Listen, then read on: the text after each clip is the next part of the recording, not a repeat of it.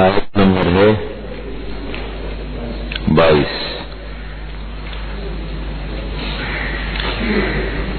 اعوذ باللہ من الشیطان الرجیم. بسم اللہ الرحمن الرحیم.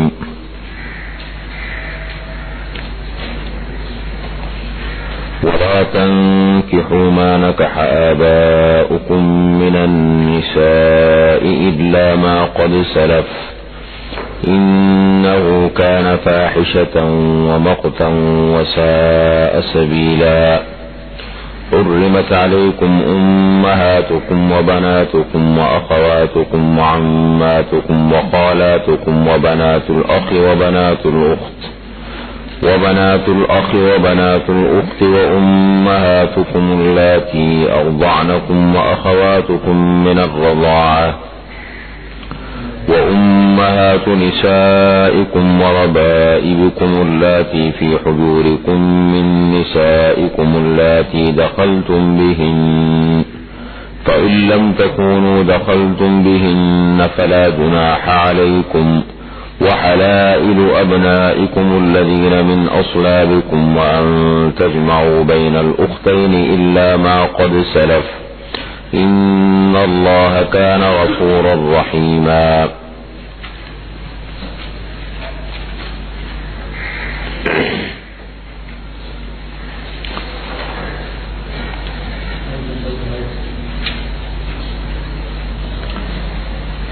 خواتین اور کے حقوق اور مسائل کا ذکر ہے. اسی ضمن میں محرمات نکاح کا مسئلہ بھی اللہ تعالیٰ نے ذکر فرمایا. محرمات نکاح کیا مانے؟ وہ خواتین، وہ عورتیں کہ جن سے نکاح حرام ہے.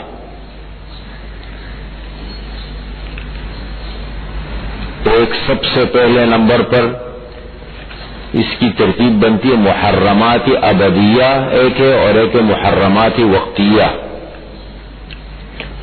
محرمات ابدیہ کا مطلب یہ ہے کہ جن سے ہمیشہ ہمیشہ کے لیے نکاح حرام ہے، زندگی بھر نکاح نہیں کر سکتے ان سے. اور محرمات وقتیہ کا مطلب یہ ہے کہ جن سے کسی رکاوٹ کی بنیاد پر نکاح،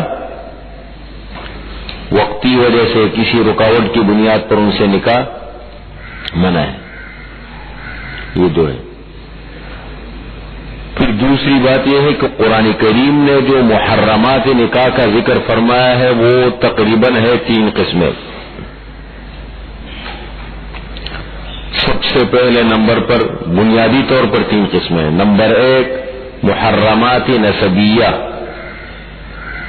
محرمات نسبیہ کا مطلب یہ ہے کہ خاندانی قریبی، مطلب یہ ہے اس کی بنیاد پر، نسبی رشتے کی بنیاد پر جو حرام ہوتی ہے، خاندانی بنیاد پر.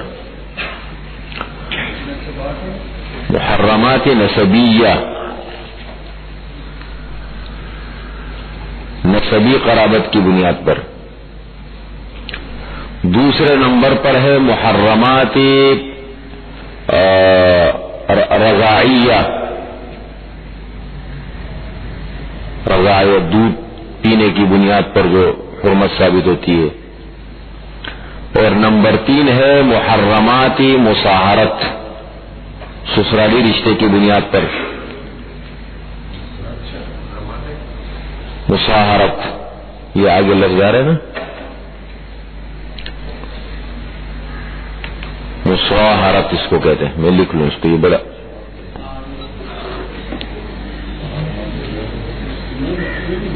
دیکھیں اس کو ذرا. سب سے پہلے تو دیکھیں یہ 2 قسمیں، محرمات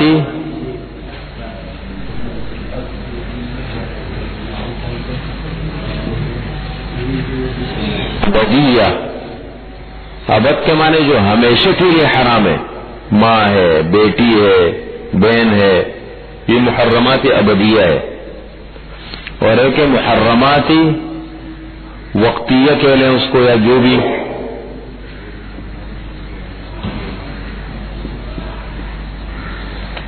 جو کسی رکاوٹ کی بنیاد پر منع ہے. کوئی بیچ میں رکاوٹ ہے، رکاوٹ ہٹ جائے تو جیسے 2 بہنیں ہیں، بیک وقت نکاح میں نہیں رکھ سکتے. اگر مثال کے طور پر انتقال ہو جائے کا یا طلاق ہو جائے عدت گزارنے کے بعد دوسری مطلب ہمشیرے سے نکاح پھر جائز ہے، رکاوٹ ختم ہو جاتی ہے نا، تو یہ تو بنیادی ہے. لیکن اب یہ محرمات کا ذکر ہے، اس کی 3 قسمیں قرآن، 3 نہیں بلکہ 4 صورتیں قرآن کریم نے ذکر کی ہے. اس کو آپ پڑھ، لیکن بنیادی طور پر 3 قسمیں. ایک ہے محرمات نسبیہ،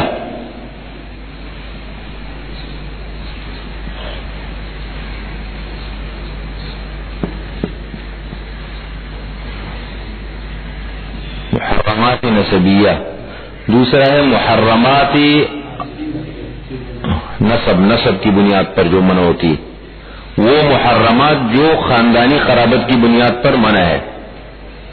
نسب کے معنی خاندانی اس پر. دوسرا ہے رضاعیہ، یہ محرمات اس کے ساتھ لگا دے، رضاعیہ دودھ پینے کی بنیاد پر جو حرمت ثابت ہوتی ہے. اور تیسری قسم ہے مصاہرت،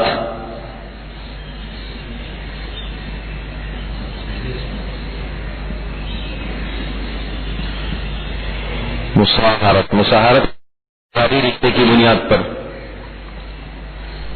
ساس ہو گئی یا اس طریقے سے سسرالی رشتے کی بنیاد پر. یہاں کے کچھ اور بھی ہیں، وہ الگ سے ذکر کیے.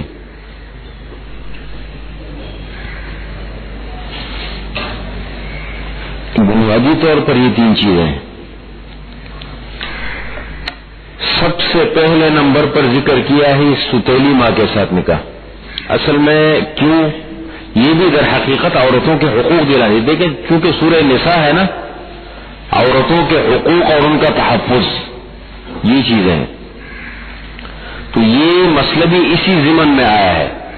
زمانہ جاہلیت میں لوگ کیا کرتے تھے، ستیلی ماں ہے.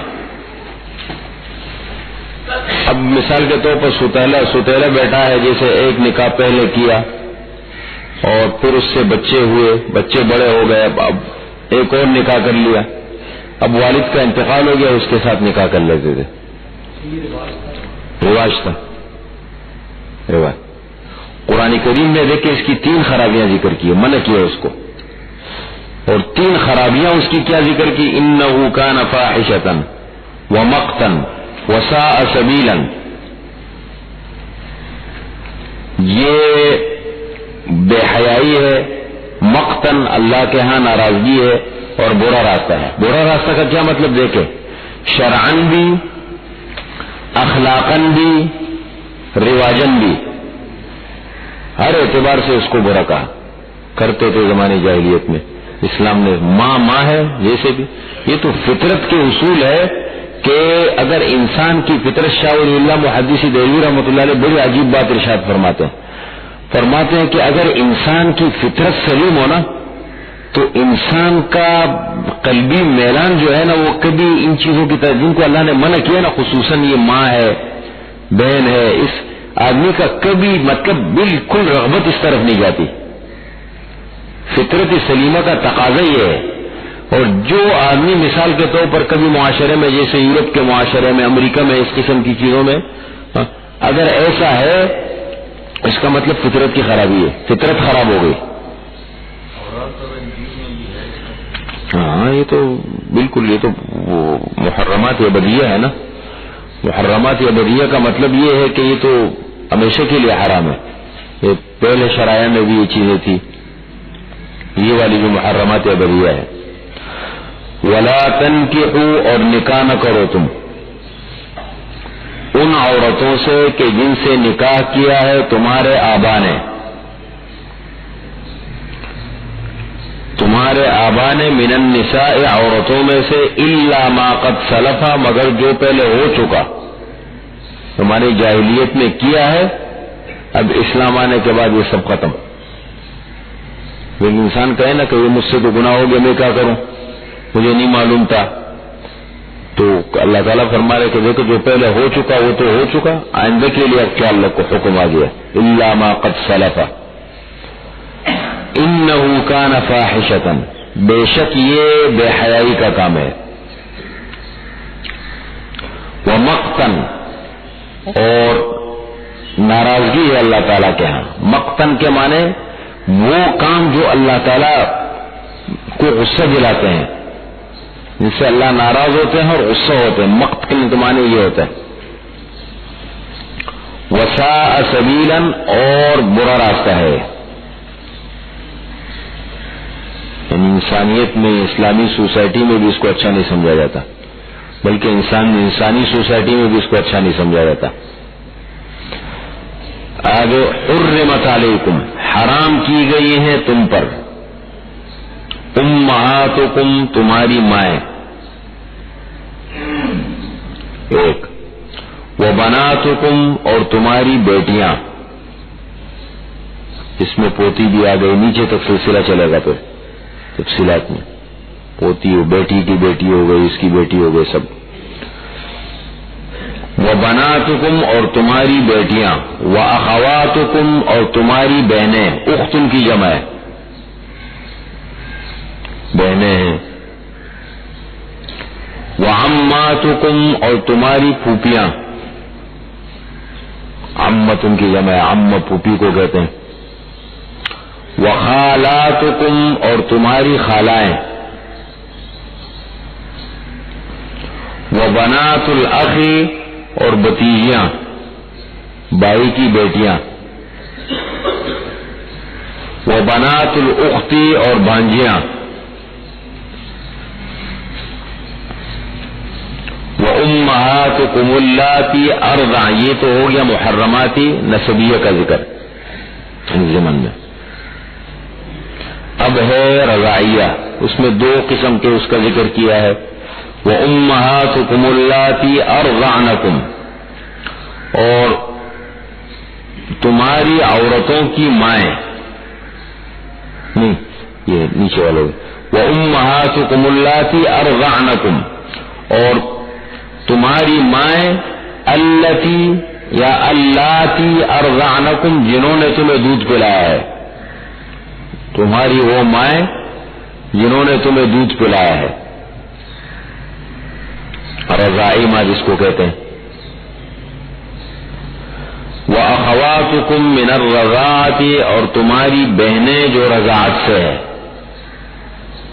یعنی ان ماؤں کا ان بہنوں نہیں، وَأَخَوَاتُكُم من، اصل میں یہاں خطاب ہے مردوں کو، اور حقوق ذکر ہو رہے ہیں عورتوں کے، کہ مردوں کو خطاب ہو رہے تم نکاح مت کرو ان خواتین کے ساتھ، یہ منع ہے۔ یہاں پر وَأَخَوَاتُكُم مِّنَ الرَّضَاعَةِ مراد سے ایک لڑکا اور لڑکی نے مل کے کسی خاتون کا دودھ پیا، چاہے وہ آپس میں جائے، ہاں نبی ہو، دو الگ الگ ہے، جیسے دونوں نے ایک ساتھ اگر دودھ پیا ہے تو یہ بھی آپس میں بہن بھائی ہو گئے۔ حدیث میں ہے نا، یحرم من الرضاعة ما یحرم من النسب، جو چیزیں نسب سے حرام ہو جاتی ہے وہ رضاعت سے بھی حرام ہو جاتی ہے۔ اس میں پھر بڑی تفصیلات ہیں، فقہ کی کتابوں میں سب مسائل پوری تفصیل کے ساتھ مذکور ہے۔ اس لیے انشاءاللہ العزیز میں نے یہ سوچا ہے کہ اگلی مرتبہ ہے نا بہترین ایک فقہ کا کورس کرائیں گے، اس کے لیے ہم نے الحمدللہ نصاب بھی منتخب کر لیا۔ مسلمانوں کو فقہ پڑھانی چاہیے، بڑے مسئلے حل ہو جاتے، دل صاف ہو جاتے، دماغ، اس لیے کہ مسائل کا جتنا پتہ لگے گا نا، اب اس میں بڑی تفصیلات ہے، لیکن ابھی چونکہ ہم تفسیر کے حوالے سے وہ ہیں تو قرآن بھی ختم کو تفصیلات میں نہیں جا سکتے۔ بعض مسائل ایسے ہوتے ہیں ان کو سمجھنا پڑتا ہے، جیسے وراثت کے مسائل ہیں، جیسے یہ مسائل ہو گئے، پیچھے طلاق کے مسائل گزر گئے، بڑے اہم مسائل تھے، یہ ساری بڑی اہم چیزیں۔ وَأَخَوَاتُكُم مِّنَ الرَّضَاعَةِ، اور تمہاری بہنیں جو رضاعت سے ہیں وہ بھی حرام ہے۔ وَأُمَّهَاتُ نِسَائِكُمْ، اور تمہاری بیویوں کی مائیں، کون ہو گئی؟ ساس، ہمیشہ کے لیے حرام ہو۔ وَأُمَّهَاتُ نِسَائِكُمْ، امہات یہ ام کی جمع ہے، ام، اور تمہاری عورتوں کی مائیں، وربائبكم اللاتي في حجوركم من نسائكم اللاتي دخلتم بهن فإن لم تكونوا دخلتم بهن فلا جناح عليكم. یہاں تک پوری ایک بات ہو گئی. ربائب ربیبۃ کی جمع ہے. ان الفاظ کو بھی تھوڑا سا سمجھے. ربائب بلکہ یہ ہے ربائب ربیبہ ربیبۃ کی جمع ہے. تربیت میں بچی ہے. ایک آدمی ایک خاتون نے کہیں اور نکاح کیا تھا, وہاں پہلے شوہر سے بچے تھے, بچی تھی لڑکی. اب وہ شوہر کا انتقال ہو گیا, عدت گزارنے کے بعد آزاد ہو گئی یا طلاق ہو گئی کہیں, اور بچی تھی پہلے شوہر سے. اب وہ عورت عدت گزارنے کے بعد آزاد ہو گئی, کسی اور آدمی سے نکاح کر لیا. اب وہ عورت بچی سمیت اس کے پاس آ گئی دوسرے شوہر کے بعد. اب یہ جو بچی ہے نا, اس کو کہیں گے کیا؟ ربیبہ. اس کو اردو میں کیا کہتے ہیں؟ پروردہ کہتے ہیں. کیا کہتے ہیں؟ پروردہ. تربیت میں ہوتی ہے, بس تربیت میں. تو کہتے ہیں وہ وربائبکم اللاتی, اور تمہاری ربیبائیں. ربیبہ تو تربیت میں ہے تمہاری. اللہ وربائکم, اور ربیبہ تمہاری جو تمہاری فی حجورکم تمہارے گود میں ہے, تمہاری عورتوں میں سے. یہ گود کی قید اتفاقی ہے. گود میں نہیں بھی ہو, مثال کے طور پر وہ پہلے شوہر کے پاس ہے, پہلے شوہر کے پاس پھر بھی ہے وہ. لیکن یہ چونکہ عام طور پر کبھی ایسا بھی ہو جاتا ہے نا, عام طور پر ایسا ہوتا ہے کہ ساتھ ہوتی ہے, اس لیے قید اس کو اتفاقاً ذکر کر لے. ضروری نہیں ہے کہیں بھی ہو, لیکن جب اس کی بیٹی ہے نا تو اب وہ اس کی بیٹی بن گئی. اللہ کی دخل تم بہن, وہ عورتیں کہ جن کے ساتھ تم نے دخول کیا ہے. دخول کا مطلب یہ خلوت صحیحہ, مطلب نکاح ہو گیا ایک عورت کے ساتھ, ایک بچی تھی پہلے شوہر سے, اب خلوت صحیحہ. دیکھیں دو چیزیں, ایک ہے حقوق زوجیت, میاں بیوی کے حقوق ہوتے ہیں وہ, اس میں یہاں یہ ثابت کب ہوتے جیسے مہر ہے. اس لفظ کو تھوڑا سا ذہن میں رکھیں, ایک مہر کا مسئلہ بھی آگے آ رہا ہے. یہ ایک لفظ استعمال ہوتا ہے کتابوں میں, یہ ہے خلوت صحیحہ.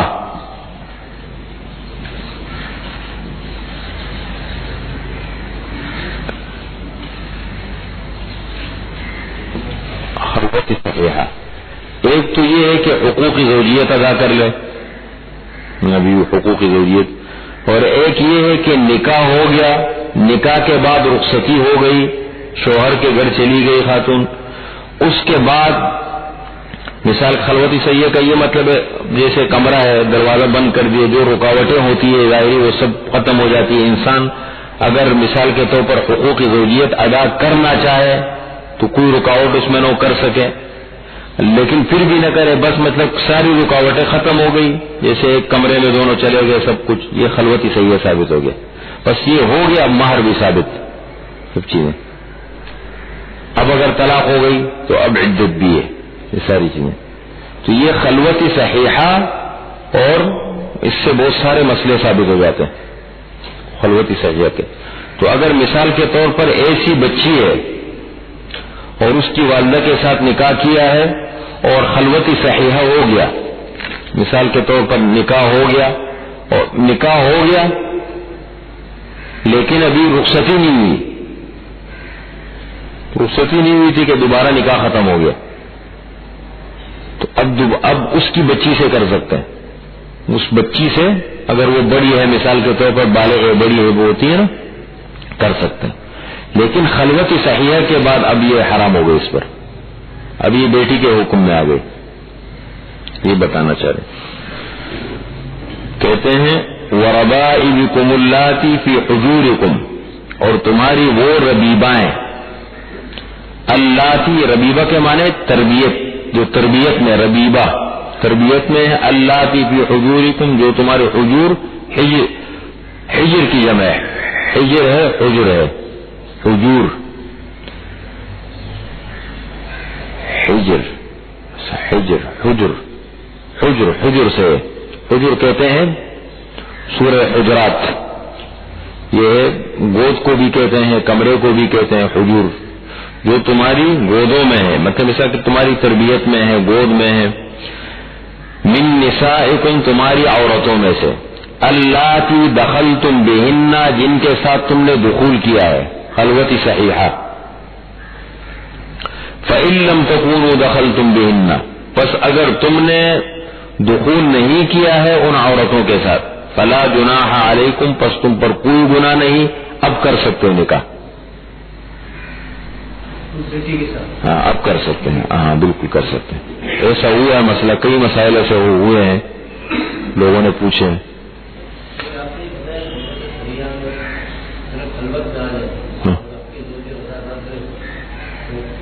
تو اس صورت میں اب وہ جو مسائل ہیں نا وہ سارے ثابت ہو جاتے ہیں، خلوتی صحیحہ، یہ اس میں مسائل مثال کے طور پر ثابت یہ ہے کہ قرآن نے بتایا کہ وقت سے پہلے طلاق ہو جائے، نکاح ہو گیا لیکن رخصتی نہیں ہوئی یا خلوتی صحیحہ نہیں ہوئی اور طلاق ہو گئی تو مہر آدھا ہوگا، اسی طریقے سے یہ عورت عدت نہیں گزارے گی، اب عدت اس کی ہے نہیں، آزاد ہوتے ہی بس یہ کہیں اور نکاح کر سکتی ہے، لیکن خلوتی صحیحہ کے بعد اب یہ جو ہے اب یہ عدت بھی گزارے گی، اس کو مہر بھی پورا ملے گا، اسی طریقے سے یہ ہے۔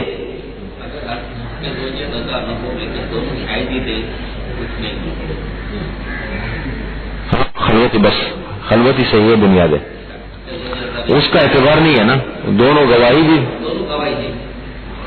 گواہی سے کچھ نہیں ہوتا، گواہی کا اعتبار نہیں ہے، اس کا اعتبار ہے بس۔ خلوتی صحیح ہے خود مستقل کیا ہے، یہ قائم مقام ہے، اس میں گواہی کا اعتبار نہیں ہوتا، یہ تو بس ختم، خلوتی صحیح ہو گیا تو بس مسئلہ متحقق ہو گیا، ثابت ہو گیا، مہر بھی ثابت، سب۔ سنیں، وحلائل ابنائکم الذین من اصلابکم، حلائل یہ حلیلۃ کی جمع ہے، حلیلہ، حلیلہ کے معنی ہے بیوی، بیوی کو کہتے ہیں، وحلائل ابنائکم، اور تمہارے بیٹوں کی بیویاں، تو کون ہو گیا، بہو، لیکن آگے قید کیا لگا، الذین من اصلابکم، جو تمہارے پیٹ سے ہے، اصلاب صلب کی جمع ہے، صلب ان کے معنی پیٹ، یعنی جو تمہارا حقیقی بیٹا ہے۔ اس سے اس بات کی طرف اشارہ کر دی کہ زمانہ جاہلیت کے اندر سورہ احزاب کے اندر بڑی تفصیل کے ساتھ یہ مسئلہ آئے گا، سورہ احزاب پارہ نمبر 21 اور 22 میں بڑا تفصیل کے ساتھ بیان کیا ہے، زمانہ جاہلیت میں اگر کسی نے کسی کو لے پالک کہتے نا، لے پالک منہ بولا بیٹا کسی کو بنا دیا، تو اس کی بیوی بھی اس کو حقیقی بیٹے کے احکام دیتے تھے اس کو، اور اس کی بیوی کو بھی اسی طریقے سے سمجھتے تھے۔ عجیب بات، جاہلیت کی سوچ دیکھو، ایک طرف اوپر دے کہ ماں کے ساتھ نکاح کر رہے اور دوسری طرف حقیقی بیٹا بنا دیا، اس کو وراثت میں حصہ بھی ملتا تھا، اس کی جو بیوی ہے وہ باقاعدہ بہو بن جاتی تھی، اس کے ساتھ نکاح بھی نہیں کرتے تھے۔ اس رسم کو توڑنے کے لیے قرآن کریم نے اتنا مضبوط بنیاد اس کے لیے رکھی نا، یا ایھا النبی کیا ہے، بہت عجیب بنیاد اس کے لیے رکھی، یا قید یہاں کیوں لگائی، پھر دیکھیں یہاں بھی قید لگائی۔ آپ 22واں پارہ نکال سکتے ہیں، 21، ہاں زید بن حارثہ کا، بلکہ میں پڑھتا ہوں آپ نکالے نہیں، دیکھیں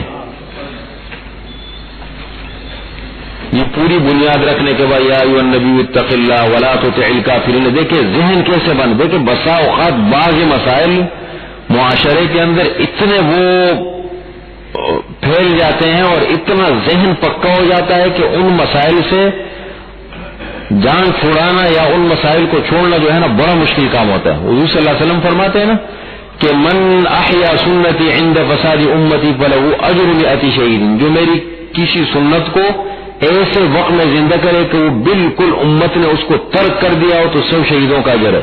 کیوں ہے؟ مشکل ہوتا ہے، عرف اور رواج جس چیز کو مثال زندگی کا حصہ بنا دے اس کو چھوڑنا بڑا مشکل ہوتا ہے۔ ہم کتنے مسائل میں جھجکتے ہیں، خاندان والے کیا کہ بڑا مشکل ہو جاتا ہے نا آدمی کے لیے۔ اب یہ دیکھیں قرآن نے بنیاد کے یا ایھا النبی، یا ایھا النبی، اے نبی، حالانکہ مسئلہ بھی بعد میں آ رہا ہے، اتق اللہ، اللہ تعالیٰ سے ڈرے، ولا تطع الکافرین والمنافقین، کافروں اور منافقین کی باتوں میں نہ آئے. اب ان اللہ کان علیما حکیما واتبع ما یوحی الیک من ربک، جو آپ کو وحی کی جا رہی ہے اس کی پیروی کرے. آپ ان اللہ کان بما تعملون خبیر، اللہ تعالیٰ تمہارے اعمال کو دیکھ رہے کہ لوگ کیا کہیں گے. یہ سب ہے نا، یہ باتیں بتائی. وتوکل علی اللہ، اللہ پر بھروسہ رکھیں. وکفی باللہ وکیلا، اللہ تعالیٰ ہی کاموں کو بنانے والے ہیں، کام سب اللہ کے ہاتھ میں. اب دیکھیں، اب بھی مسئلہ نہیں. اب ما جعل اللہ لرجل من قلبین فی جوفہ، اللہ تعالیٰ نے کسی انسان کے سینے میں 2 دل نہیں رکھے. بنیاد کیا رکھ رہے؟ 2 دل اللہ تعالیٰ نے کسی کے سینے میں. زمانے جاہلیت میں یہ بات ہوتی تھی، یہ کہتے تھے محمد کے 2 دل، ایک دل ہمارے ساتھ ہوتا ہے اور دوسرا دل جو ہے نا وہ اپنے ساتھیوں کے ساتھ ہوتے. اس لیے کہ ہم بات کرتے منافقین کہتے تھے اور یہ فوراً آ کے بتا دے آپ لوگوں نے یہ باتیں کیوں کی تھی. اس کا مطلب یہ 2 دل. اب وہ ایک منافق آدمی کا کہاں یہ ذہن، کافر اور منافق کا یہ ذہن کہاں ہوتا ہے کہ وحی کیا چیز ہوتی ہے.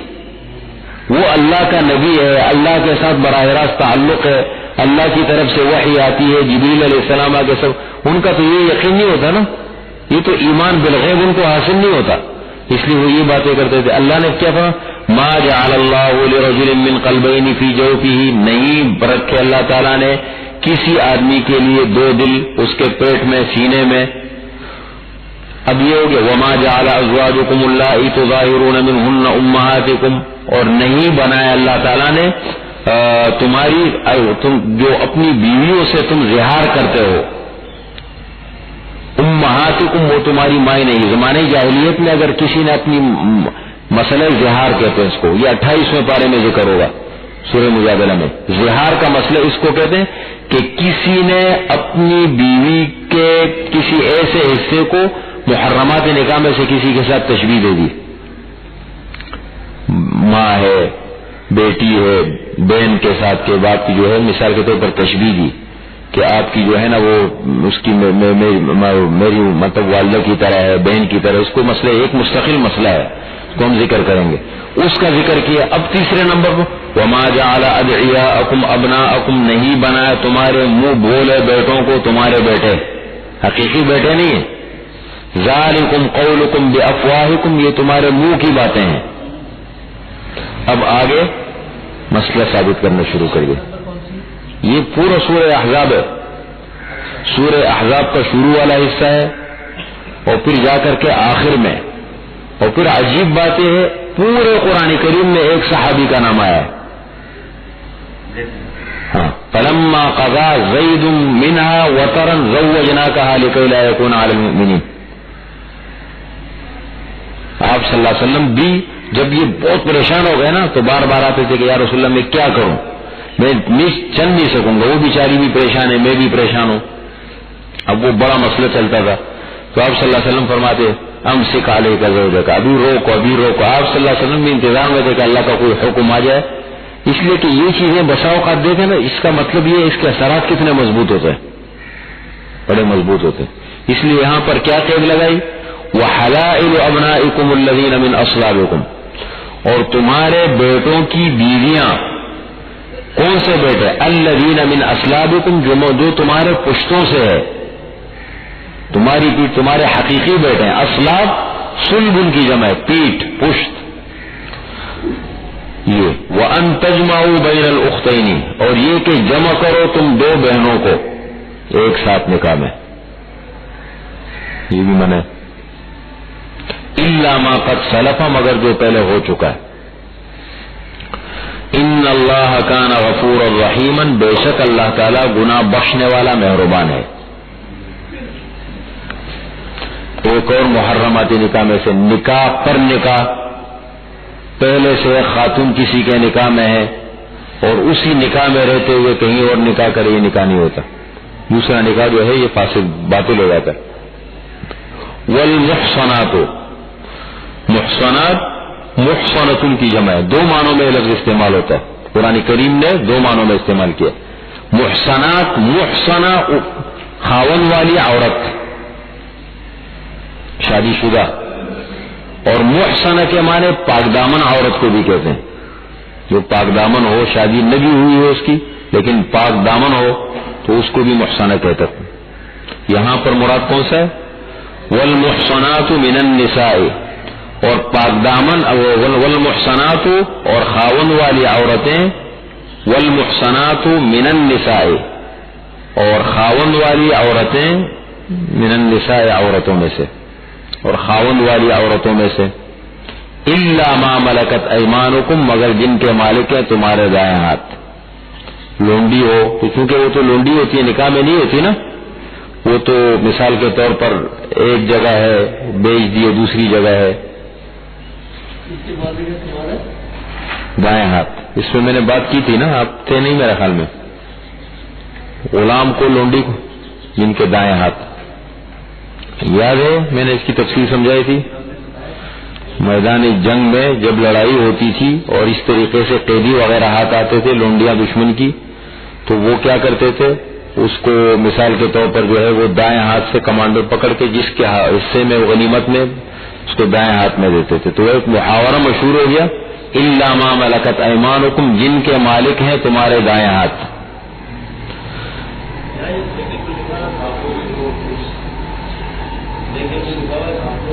ہاں تو وہی ہو گیا نا، کوئی بھی ہو لونڈی تو وہی بنتی ہے نا، مسلمان پہ لونڈی نہیں بن. لیکن مثال کے طور پر اگر وہ پہلے سے غلام بن کر آئی ہے تو اب تو لونڈی کے حکم ہے نا.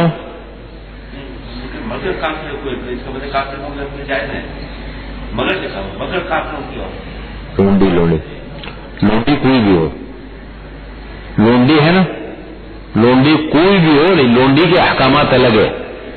بات سمجھ رہے ہیں؟ غلام اور لونڈی کے احکامات شریعت میں الگ ہے. وہ الگ بات ہے کہ اسلام نے اس مسئلے کو بڑا تحفظ دیا ہے.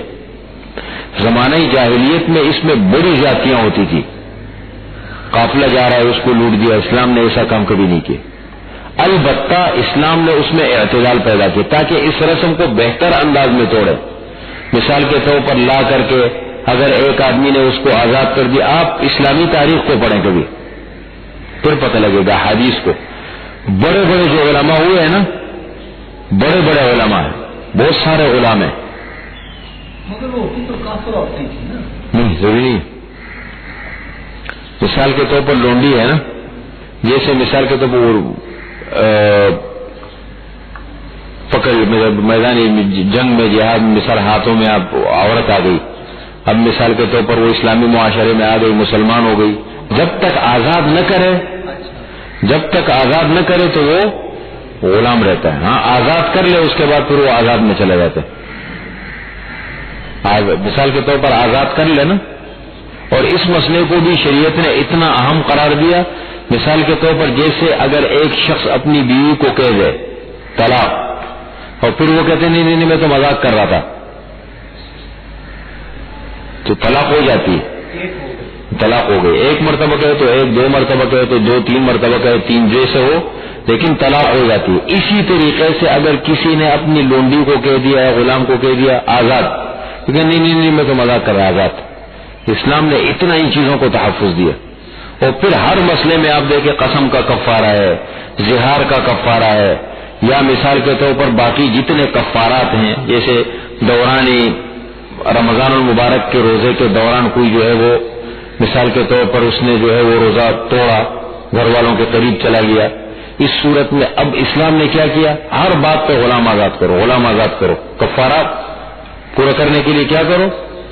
تو اسلام کو اگر آپ پڑھیں اور زمانے جاہلیت کی دستور کو آپ پڑھیں پھر آپ کو پتہ لگے. اصل میں ہوتا یہ ہے کہ باتیں تو اس لیے ہمیں ان چیزوں کا، کیونکہ ہمیں اس تاریخ کا پتہ نہیں ہے، پوری تاریخ کا.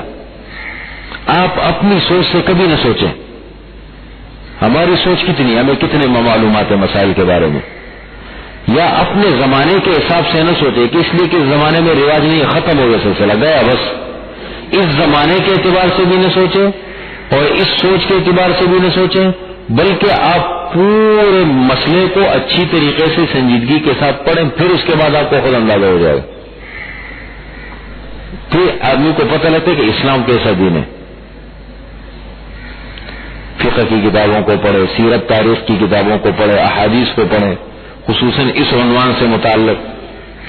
یہ بڑی کمزوری ہمارے ہاں یہ بھی ہوتی ہے کہ بسا اوقات ہمیں ایک مسئلے کا صحیح پتہ نہیں ہوتا اور ہم تھوڑی سی بات سن لیتے ہیں، ہم کہتے ہیں یار یہ کیا ہے، یا ادھر سے بات سن لیا ادھر سے بات سن لیا، ہم شکوک و شبہات میں مبتلا ہو جاتے ہیں۔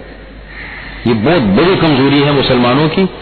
جب تک کسی چیز کا کوئی بھی مسئلہ ہو، اچھی طریقے سے اطمینان قلبی کے ساتھ آپ کو علم نہیں ہے تو صاف کہو بھائی مجھے اس مسئلے کی حقیقت کا پتہ نہیں ہے، کیا ہے حقیقت اس کی۔ اس کا مطلب یہ نکلا کہ دوسرا نکاح عورت کے لیے منع ہے، منع ہے، دوسرا نکاح، ہاں، لیکن جو لونڈی ہے وہ دوسرا نکاح ہاں، تو لونڈی سے نکاح تو نہیں ہوتا نا، ہاں، لونڈی سے نکاح ہوتے اس کو کہتے ہیں ام الولد۔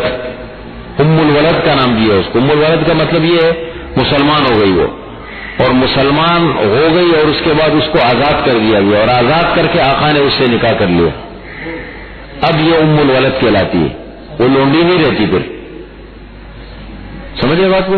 جیسے ایک لونڈی تھی مسلمان ہو گئی تھی، اس کو آزاد کر دیا، آزاد کر لیا، اب آزاد کرنے کے بعد اس سے نکاح کر لیا، اب وہ آزاد عورتوں کے اس کو ایک مستقل وہ دیا ام الولد کے نام سے۔ اس سے سمجھ آیا کہ جو کافر عورتیں ہیں جو لونڈی بن کے آتی ہیں اگر وہ پہلا ان کا شادی ہے تو ان سے ان کو رکھ سکتے ہیں، یہ سمجھ آئی بالکل۔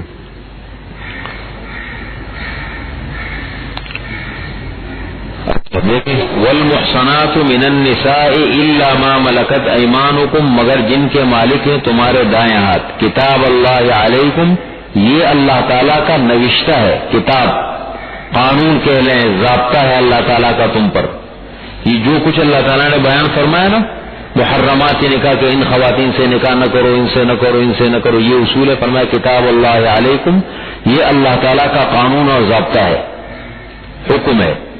وَأُحِلَّ لَكُمْ مَا وَرَاءَ ذَلِكُمْ، اور حلال کی گئی ہیں تمہارے لیے جو ان کے علاوہ ہے، جو ان خواتین کے علاوہ ہے ان سے نکاح کر سکتے ہو۔ لیکن آگے نکاح کے شرائط بتا دیے، نکاح کے اصول کیا ہے، 4 شرائط کا ذکر کیا۔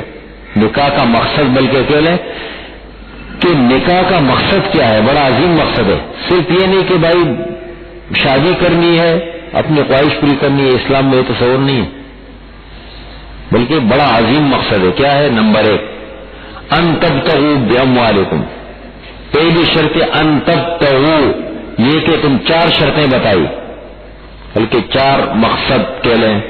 نمبر 1 ان تبتغوا، یہ کہ تم تلاش کرو، اس سے پتہ لگتا ہے رشتے کو تلاش کرنا چاہیے اطمینان قلبی کے ساتھ، مطلب ایسی جگہ آدمی نکاح کرے کہ جہاں اطمینان قلبی و خاندانی پس منظر کو دیکھیں اور اسی طریقے سے اسلام دین کو بنیاد بنائے۔ حضور صلی اللہ علیہ وسلم فرماتے ہیں 4 چیزوں کی بنیاد پر لوگ نکاح کرتے ہیں۔ تنکح المرأة لأربع، عورت سے نکاح کیا جاتا ہے 4 وجوہات کی بنیاد پر، لمالها ولحسبها ولدینها، فاظفر بذات الدین تربت یداک، دین کو ترجیح دو ہمیشہ خوش رہو گے۔ لیکن دین کا مطلب بھی سمجھے، دین میں خاندانی پس منظر کو بھی دیکھنا چاہیے، تھوڑا سا خاندانی مناسبت بھی ہو، مال ہے، خوبصورتی ہے، خاندانی شرافت ہے اور دین ہے، دین ہے، دینداری کو اور اس کو بنیاد بنانا چاہیے، خاندانی اس کو۔ تو ایک تو یہ ہے ان تبتغوا، یہ کہ تم تلاش کرو۔ اس میں کیا کرتے ہیں لوگ، پہلے استخارہ کر لیتے ہیں، اس میں مسئلہ تھوڑا سا گڑبڑ ہو جاتا ہے، پہلے اچھی طریقے سے تحقیق کر کے پھر کہیں گے بھائی اب ہم استخارہ کرتے ہیں، اگر صحیح نکلے ٹھیک ہوتا ہے کیا پہلے استخارہ کر لیتے کہ بڑا اچھا استخارہ، ہمارے یہاں کئی مسائل ایسے کہ بڑا اچھا استخارہ کا، بڑا یہ دیکھا اور یہ دیکھا یہ دیکھا، پھر کیا ہوتا ہے اس کے بعد اب تحقیق کی، کہتے نہیں مزہ نہیں آیا، وہ لڑکا تو فلاں جگہ ایسا ہوتا ہے، لڑکی فلاں جگہ یہ، پھر باتیں شروع کر دیتے۔ اصول یہ ہے کہ پہلے مشورہ اور تحقیق اور پھر ہے استخارہ، پھر اللہ پہ چھوڑے، استخارے کا مطلب اللہ پہ چھوڑے۔ ان تبتغوا، یہ کہ تم تلاش کرو، ایک بات۔ نمبر 2 باموالکم، باموالکم مالوں کے ساتھ، مہر کی طرف اشارہ کر دیا گیا، مہر کے بغیر نکاح ہو جاتا ہے یا نہیں ایک مسئلہ ہے، امام ابو حنیفہ باقی حضرات فرماتے ہیں چاروں امام کے نکاح ہوتا ہی نہیں اگر مہر مقرر نہیں کیا. امام صاحب فرماتے ہیں نکاح ہو جائے گا لیکن اگر نہیں رکھا مقرر نہیں کیا تو مہر مثل متحقق ہو جائے گا. یہ عورت کا حق ہے, اس پہ تو اتفاق ہے, اس کے بغیر مسئلہ حل نہیں ہوگا. عورت کا حق ہے لیکن اگر مہر مقرر نہیں کیے تو اس صورت میں کیا مہر ثابت ہوگا؟ مہر مثل, میم سا لام مثل. مہر مثل کا مطلب یہ ہے یہ جو عورت ہے جس کا نکاح ہوا اس کے خاندان کی جو قریب عورتیں ہیں ان کا مہر کیا رکھا گیا ہے, اس کی بہن کا کیا مہر ہوتا تھا, اس کی خالہ ہے, اس کی پھوپھی ہے, یا جو بھی خاندان کی قریب ترین عورتیں ہیں نا, عام طور پر دیکھیں نا کیسا عجیب مسئلہ ہے مہر مثل. مہر مثل کا ذکر حدیث میں آتا ہے. تو جو قریب خاندان کی عورتوں کا مہر رکھا گیا تو اسی کو بنیاد بنا کر, اور یہ شوہر کے ذمہ پوری زندگی مہر نہیں رکھا, یہ پھر بھی عورت کا حق ہے. جیسے قرض ہوتا ہے قرض, اسی طرح یہ قرض رہے گا یہاں تک کہ انتقال اگر مہر مقرر ہوا یا مقرر نہیں ہوا, اگر زندگی میں ادا نہیں کیا وصیت کرے گا. وراثت کے مال میں سے عورت کو الگ حصہ ملے گا, اس کے مہر کا اس کا الگ ملے گا اس کو. سب سے پہلے جب وراثت کی مال کو تقسیم کرتے ہیں تو اس کی کیا ترتیب ہوتی ہے؟ سب سے پہلے تجہیز و تکفین, دوسرے نمبر پر قرضہ. تو قرضے کے اندر اگر عورت کا مہر رہ گیا تو اس کو بھی ڈالیں گے اگر معاف نہیں ہوا. اگر معاف نہیں ہوا, معاف کیا ہو تو الگ چیز ہے, وہ تو الگ. ہاں مہر وہ تو ہے فاطمہ کا جو مہر رکھا گیا وہ تو مطلب شریعت میں بنیاد نہیں ہے نا رکھے ویسے. نہیں مہر فاطمی ویسے رکھا گیا لیکن وہ تو ایک مہر تھا نا. شریعت میں ایک مہر الگ چیز ہے, ایک مہر کا رکھا. اس میں شریعت نے دیکھیں پابندی نہیں لگائی, دونوں جو خاندان ہے ان کی رضامندی پہ رکھا ہے. ہمارے مثلا آپ نے بالکل صحیح کہا, تو وہ دیکھیں گے کس کا خاندان میں کیا روایت ہے. نہیں وہ کہہ رہے کہ مہر کتنا رکھنا چاہیے, دونوں خاندان کی رضامندی پر ہے, جیسے مناسب سمجھے. اس میں شریعت نے کوئی پابندی, طاقت سے زیادہ کا نہیں لگانا چاہیے, اتنا لگائے جیسے مثال کے طور پر لڑکے کی طاقت اب اتنی نہیں ہے, یا مثال کے طور پر اس سے زیادہ کا بوجھ اس پہ ڈالنا ہے, حیثیت کے مطابق ہونا چاہیے. تو فرمایا ان تبتغوا, یہ کہ تم تلاش کرو. پہلی بات باموالکم, مالوں کے ساتھ. دوسری بات نمبر 3 نکاح کا مقصد محسنین غیر مصافحین. دیکھیں کتنے عظیم مقصد کی طرف اشارہ فرما دیا. نکاح کا مقصد پاک دامنی حاصل کرنا ہو, نہ کہ شہوترانی مقصود ہو. اس لیے نکاح میں کروں. دیکھیں خواہش تو پوری ہوگی ویسے بھی. حدیث میں حضور صلی اللہ علیہ وسلم صحابہ سے فرمایا نا کہ ایک آدمی حقوق زوجیت ادا کرنے کے لیے جاتا ہے اور اس کو صدقے کا اجر ملتا ہے. تو صحابہ کرام نے فرمایا کہ یا رسول اللہ اس پر بھی صدقے کا اجر ہے؟ فرمایا ہاں, یہ آدمی اپنی خواہش غلط طریقے سے بھی پورا کر سکتا تھا, اللہ کا حکم سمجھ کے پورا کر رہے ہیں نا, اور اللہ کے ہر حکم کو پورا کرنا ثواب ہے یہ. لیکن اصل نیت کیا ہونی چاہیے؟ سب سے بڑی چیز ہے نا نیت. نیت کیا ہو وہ تو دیکھیں ایک ضمنی مسئلہ ہے, اصل نیت ہے پاک دامنی. محسنین کہ میں معاشرے میں پاک صاف رہوں, محسنین غیر مصافحین, پاک دامنی حاصل کرنے والے ہوں اور محض شہوترانی کرنے والے نہ ہوں. تیسری چیز آگے آ رہی ہے.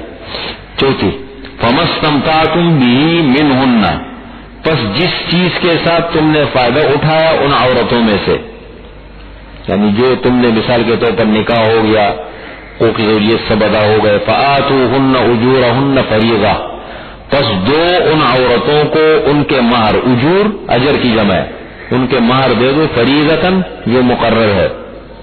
ولا جناح علیکم, اور تم پر کوئی گناہ نہیں. اس میں مشترکہ خطاب ہے, ولا جناح علیکم, اور تم پر کوئی گناہ نہیں, فیما تراضیتم به من بعد الفریضہ, اس چیز کے بارے میں کہ جس کے ساتھ تم نے آپس میں رضامندی ظاہر کی ہے مقرر کرنے کے بعد. مثال کے طور پر آپس میں بیٹھ کے معاف کر دیتے ہیں, فوراً دیں گے, بعد میں دیں گے, چلو زندگی میں دے دیں گے, مطلب اس میں شریعت پہ پھر پابندی نہیں لگا. بھائی مہر مقرر کر لو, عورت کا حق ہے, اب آپ جانو دونوں آپس میں کس طریقے سے اس کو طے کرتے ہیں خوشی سے، وہ آپ کی آپس کا مسئلہ ہے. ان اللہ کان علیما حکیما، بے شک اللہ تعالیٰ جاننے والا ہے، حکمت والا ہے. ومن لم یستطع منکم طولا، اور جو تم میں سے طاقت نہ رکھے، طولا نکاح کی، طولن کا کیا معنی لکھا ہے؟ ہاں طاقت. ومن لم یستطع منکم طولا، اور جو نہ رکھے تم میں سے طاقت، اس کو تجرید پہ عمل کریں گے. یستطع کے اندر طاقت کا معنی آ گیا. اور جو طاقت نہ رکھے تم میں سے طولا، اور جو نہ رکھے تم میں سے طولا طاقت، ہاں وہی طاقت ہو گیا نا. جو نہ رکھے تم میں سے طاقت کس چیز کی؟ این کے حل محسناتی، یہ کہ نکاح کر آزاد عورتوں سے. ہوتا ہے نا اس میں تھوڑی سی ذمہ داریاں زیادہ ہوتی ہے، پیسہ بھی لگتا ہے، پھر مثال کے طور پر ساری چیزوں کو دیکھا جاتا ہے. تو فرمایا این کے حل محسنات المؤمنات، کہ مومن عورتوں سے نکاح کر سکے. فمما ملکت ایمانکم، پس جن کے مالک ہے تمہارے دائیں ہاتھ، من فتياتکم المؤمنات، تمہاری مومن لونڈیوں سے. دیکھیں نکاح کا ذکر اب آ رہا ہے نا، تو تمہاری مومن لونڈیوں سے نکاح اگر کرنا ہے تو مومن شرط ہے، چاہے وہ لونڈی ہو چاہے وہ آزاد عورت ہو. اب وہ لونڈی ہے اس کو آزاد کر لیا، اس سے نکاح کر لیا. آ چکا ذکر، پہلے ذکر ہو گیا نا. واللہ اعلم بایمانکم، اور اللہ تعالیٰ خوب جانتا ہے تمہارے ایمانوں کے بارے میں. ایمانکم، تمہارے ایمان کے بارے میں، کہ تمہیں کتنا احساس ہے اس بارے میں. ہوتا ہے نا کہ لوگ کتنا گڑبڑ کر جاتے ہیں. اتنے مسئلے آج کل آتے ہیں. سب سے زیادہ بڑا مسئلہ میرے خیال میں یہ ہے، والدین کہیں رشتہ طے کر لیتے ہیں اور بچی کھڑی ہو جاتی ہے.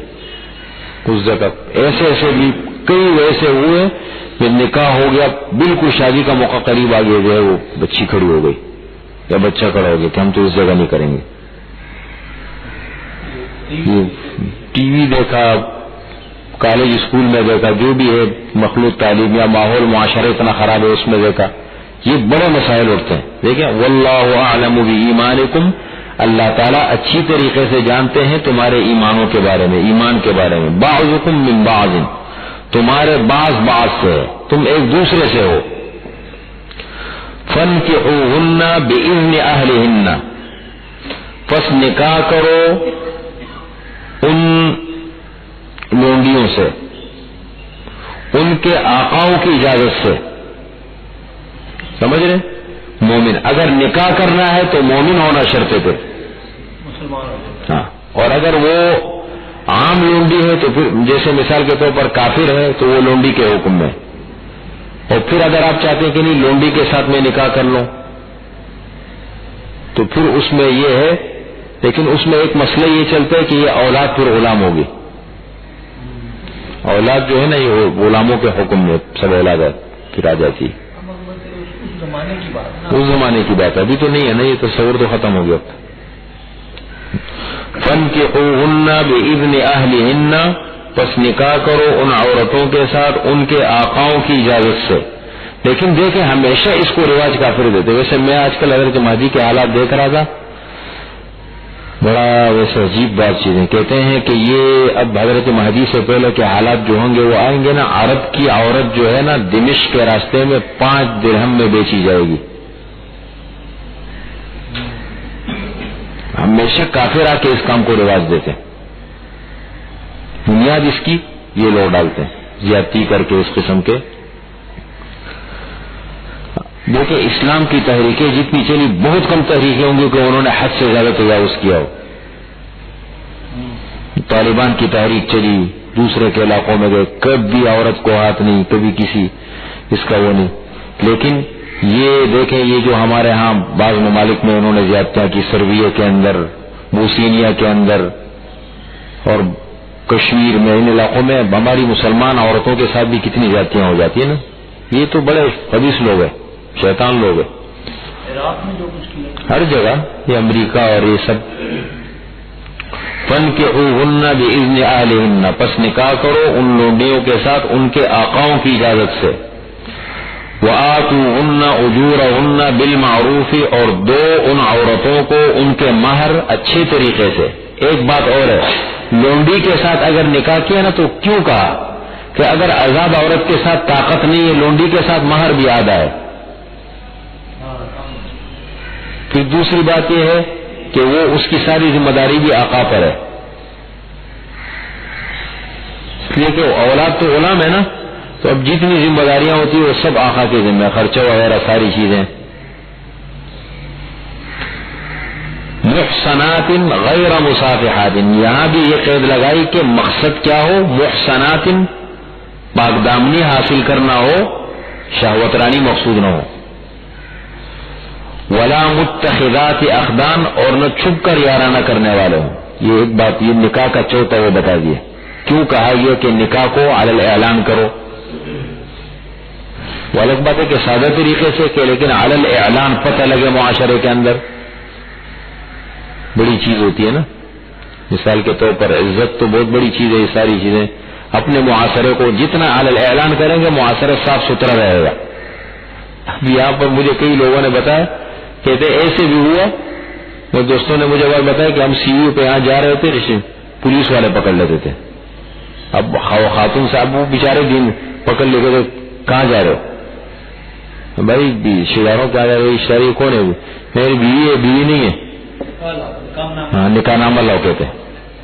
یہ چیزیں تھے کہ معاشرے میں یہ جب ماحول خراب ہو جاتا ہے نا پھر بڑی یہ چیزیں ہوتی ہے.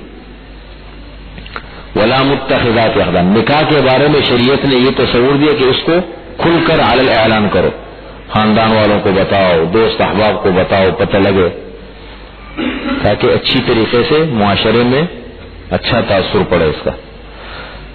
اخدان فَإِذَا أُحْصِنَّ فَإِنْ أَتَيْنَ بِفَاحِشَةٍ، پس جب پاک دامنی حاصل، مطلب یہ ہے احسننا مجہول کا صیغہ ہے. فَإِذَا أُحْصِنَّ، پس جب پاک دامنی حاصل کر لی جائے، یعنی شادی ہو گئی، پاک دامنی حاصل ہو گئی، اب اس کے بعد فَإِنْ أَتَيْنَ بِفَاحِشَةٍ،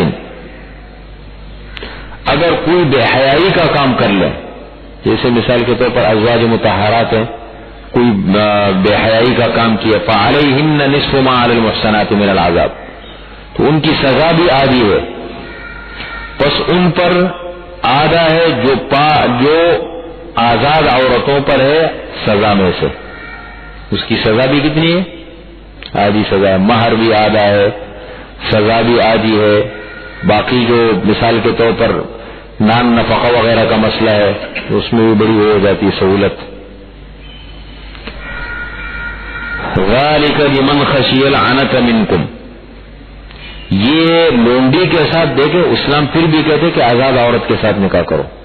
یہ اجازت کن کو دی گئی؟ ذالک، یہ اجازت اس کے لیے ہے لمن خشی العنت منکم، جو خشیہ خوف کرتا ہے، ڈرتا ہے تم میں سے مشقت میں پڑ جانے سے، کہ مثال کے طور پر آزاد عورت کے ساتھ نکاح کروں گا، اتنی طاقت میری نہیں ہے، میرے پاس اتنے وسائل، گھر نہیں ہے میرا، یہ بہت ساری چیزیں ہو سکتی ہے، جو تم میں مشقت میں پڑ جانے سے گھبراتا ہے.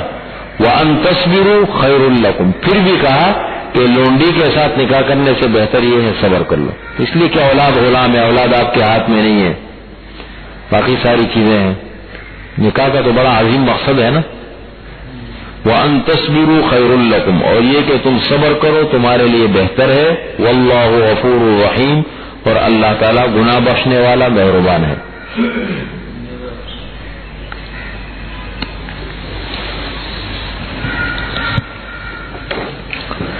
الحمد لله رب العالمين، والصلاة والسلام على خير خلق محمد وآله وأصحابه أجمعين. ربنا ظلمنا أنفسنا وإن لم تغفر لنا وترحمنا لنكونن من الخاسرين. ربنا آتنا في الدنيا حسنة وفي الآخرة حسنة وقنا عذاب النار. ربنا اغفر لنا ولإخواننا الذين سبقونا بالإيمان ولا تجعل في قلوبنا غلا للذين آمنوا ربنا إنك رؤوف رحيم. اللهم إنا نسألك العفو والعافية والمعافاة الدائمة في الدين والدنيا والآخرة. سبحان ربك رب العزة عما يصفون، سلام على المرسلين.